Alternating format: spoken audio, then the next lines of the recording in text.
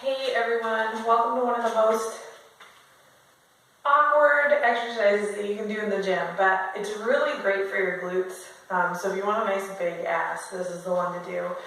This is called the hip thrust, and I'm going to show you how to do it with a barbell. But you can also do it with dumbbells, just rested on your hips, or weight plates is another really good one. If you kind of rest your weight plates in your lower abdomen, you can use those.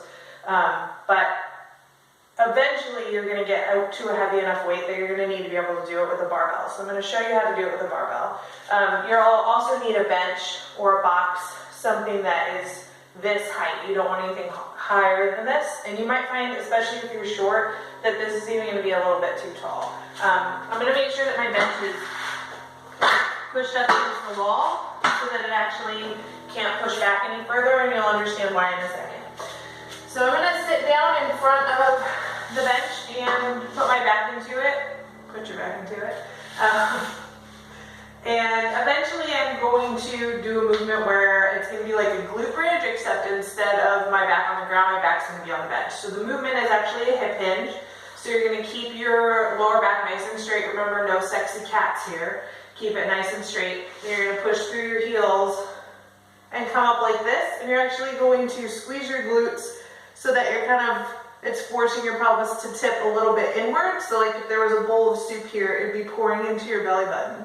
So that is a hip thrust. What we're going to do is put weight on it. So if you don't have access to a barbell, you can use a dumbbell across here. You'll just want to hold on to it with one hand and switch the hand that you're holding onto, or a weight plate is another good thing.